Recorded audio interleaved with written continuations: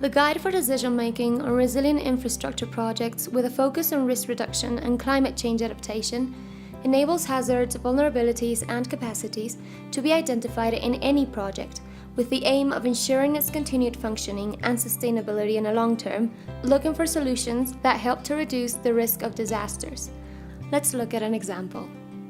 In the department of La Paz in Bolivia, on the shores of Lake Titicaca, the highest lake in the world, is Guaqui, a municipality which identified the need for a project to install a wastewater treatment system that would benefit the 3,000 people who live there. To make sure that this project would be sustainable and resilient, the guide was used.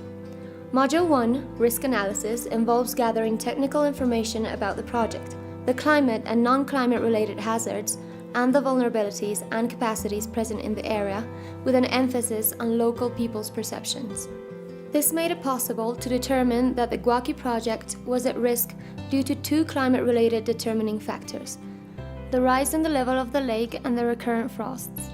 Once the risks were identified, the second module was applied. It analyzes three aspects of the project: physical resilience, functional resilience, and adaptation measures.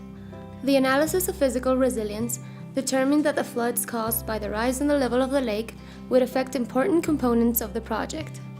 And the analysis of functional resilience showed that the frost would make the wastewater treatment less efficient. Taking that information into account, together with how often these hazards occur, the least resilient components could be identified, and these were the priority for the analysis.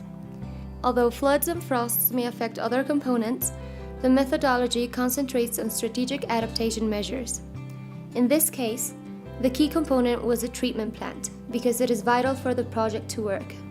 Potential current and future risk scenarios influenced by climate change were developed for the least resilient priority component, and in response to these scenarios, possible adaptation measures were proposed. Finally, the third module was used to determine the economic viability of the measures identified, factors such as investment and costs due to damage and losses that will be avoided.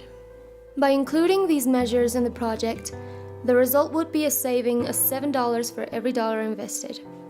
It would also ensure that the system worked properly despite the recurrent floods and frosts. The Guide for Decision-Making on Resilient Infrastructure Projects, with a focus on risk reduction and climate change adaptation, shows how to identify vulnerabilities and adaptation measures and increases the project's level of resilience in a simple and participatory way.